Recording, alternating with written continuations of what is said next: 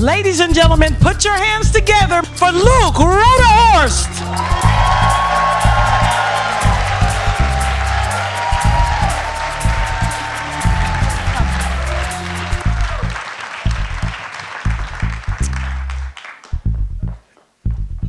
It's the summer of 2005, and I'm about to head off to college. I'm 18 years old, and I'm sitting in my bedroom, and I get a call from my girlfriend of 3 years, Kate. And she says to me, "Luke, are you sitting down?" There was something different in her voice. There was this wavering, and my heart started to race, and my breath picked up. And it felt like somebody hit the mute button on the world after she said the next words to me. "Luke, I cheated on you." You know when they say right before you die, your life flashes before your eyes? In the moments after she said those words, it felt like our entire relationship was flashing before my eyes. You see, throughout our 3 years we were together, I kept a secret journal. And I addressed each entry to her. "Dear Kate, I left a note for you and a copy of D.H. Lawrence's Women in Love in the library. I received your response tonight in my Latin textbook. Dear Kate, we went on a walk on the beach tonight even though it was too cold for us to be outside. Dear Kate, do you think our children will like coffee ice cream as much as you do?" I kept this a secret from her because my plan was to give her this journal the moment I proposed. And in those moments after the phone call, I was thinking, the journal. I'll give her the journal. Now, what was going to be this token of love, my heart, during the proposal, would become the thing that would save our relationship. And even after the violation of trust, I was so dependent on the relationship for my happiness that I couldn't move on. How could she break up with me if she could just remember, if she could just see the journal? So I sent it to her in the mail. And it didn't work. I went off to college a single man. Even a year after all of this happened, the twangs of sorrow would still be there. Whenever I'd see a picture of her just bubble up on Facebook, whenever I would reread a random book and a love letter would drop out, the pair of gloves I knew at some point I would have to return to her.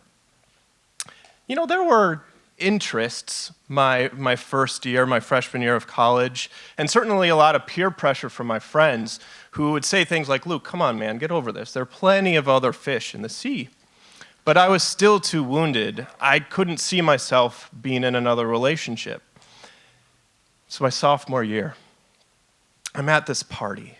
The music's bumping, people having a good time, the dance floor is full.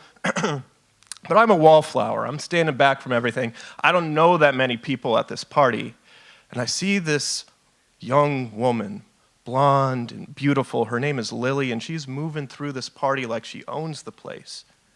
And then she's talking to me. And I'm thinking, I better come up with something interesting to keep her engaged. And she says above the music, "I'm from St. Louis." And I'm like, okay, what am I going to say? And I said, "Oh, I just read something about St. Louis. It's the most violent large city in the entire country." Her reaction to this is she rears back and she punches me right in the nose. You know, I think I'm sharing this fact with her, right? And I'm from Cleveland, which is like number 4 on the list, so I've got no place to talk, right? She thinks I'm talking shit, though.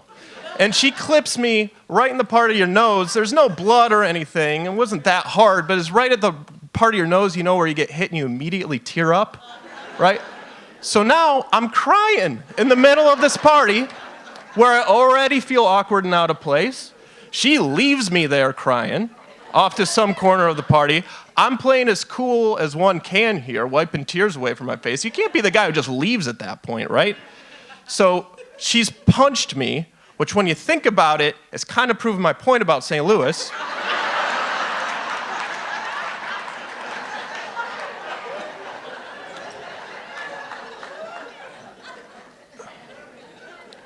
So it gets to the point in the night, because I haven't left at this point, still trying to play it cool, where the campus police show up. And they're not there to arrest anybody. I'm not feeling particularly scared of the campus police. People still felt the need to go hide in various places throughout the apartment, right? There's people in the hallway closet. There's people behind the shower curtain. And I see Lily go into the kitchen. And it's one of these old Hyde Park apartments where instead of having a cupboard underneath the sink, it's just a curtain. So I see her peel back the curtain. She's got a drink in her hand. She crouches down. She closes the curtain behind her. Fabulous hiding place. I go over to the curtain. I peel it open. And I say, Lily, I'm sorry, but the police are here, and I'm going to have to turn you in for assaulting me earlier tonight. Yeah. She takes her drink and promptly splashes it into my face.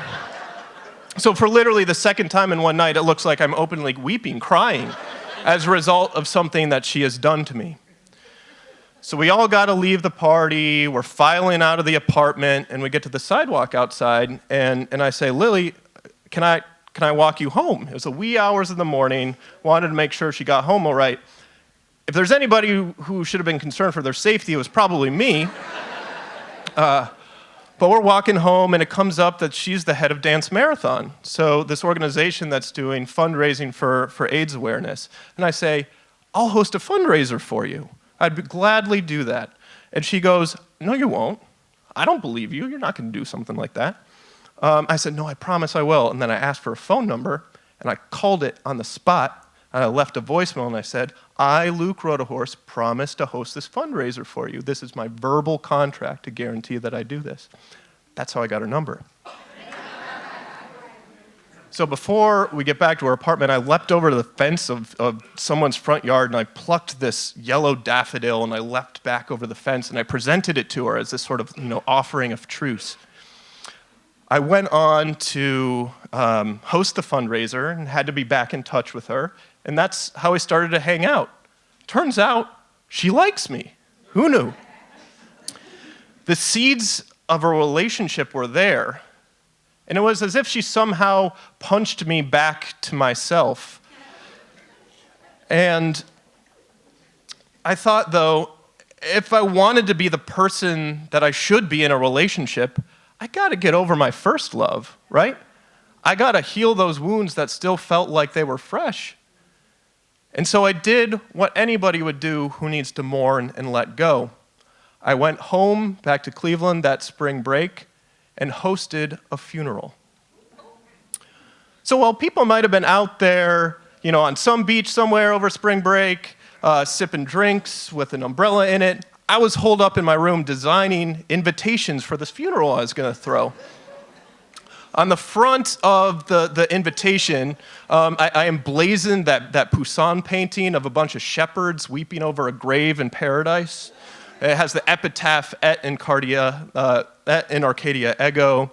I was thinking about what readings are there going to be. I was going to offer people the chance to say their own words of mourning. My stepdad and stepbrother were very honored when I asked them to be pallbearers.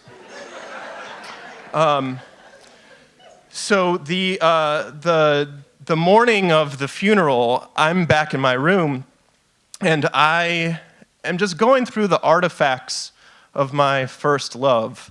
All of the love notes, the photographs, the gifts, all of it. And I put it into this plastic bin that would serve as the coffin. And I go to the backyard and I dig a hole big enough to fit this thing. Very slowly, my stepbrother and stepdad, dressed all in black, process out to where I'm standing, over the grave. My mother, they're carrying the coffin. My mother is behind them holding a boombox playing La Crimosa from the Mozart Requiem. So we're all standing around the grave. I'm welcoming people with sort of a somber tone and reverence. And I invited everybody to say the words that they wanted to say about, around this funeral for my first love. My stepdad, I remember the sort of like sorrow / anger in his voice when he talked about, I wish this relationship didn't take you away from family so much. My stepbrother, he actually had his own little offering for the grave. On a piece of paper, he wrote the words, 2 words, because he said that's all he ever heard from Kate in the 3 years we were together. Yeah. Yeah. My mother, who's a psychoanalyst, who knows what she's thinking at this point, but she says, Luke, I wish you didn't have to experience all this hurt that you've gone through, but where you stand now, no longer dependent on someone else for your happiness, that's a good place to be. That morning, when I was going through all of those artifacts, I rediscovered this poem, Love After Love, by the St. Lucian poet and playwright Derek Walcott. And the words struck me so much that they became my eulogy. They go like this. There will come a time when, with elation, you will greet yourself arriving at your own door, in your own mirror, and each will smile at the other's welcome and say, sit here, eat. You will love again the stranger who was yourself. Give wine, give bread, give back your heart to the stranger who has known you all your life, whom you ignored for another, who knows you by heart. Take down the love letters from the bookshelf, the photographs, the desperate notes. Peel your image from the mirror. Sit, feast on your life.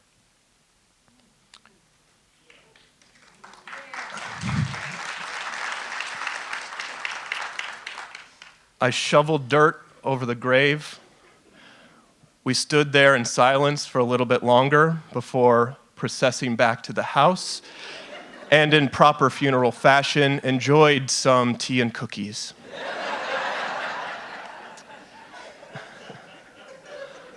I headed back to college, and I started to feel that all of those pangs of sorrow really started to dissipate.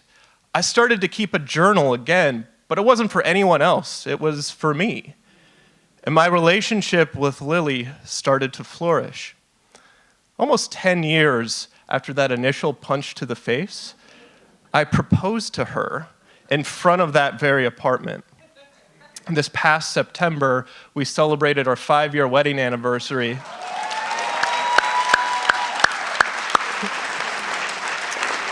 With our 2 children, August and Eliza.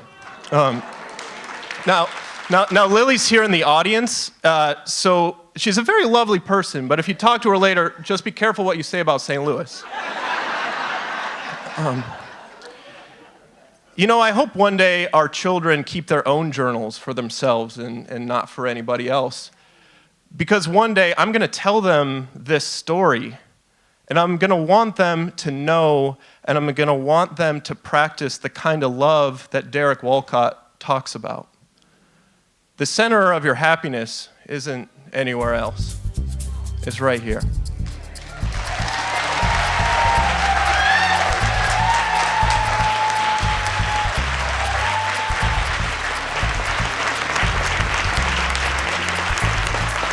Luke Rodehorst.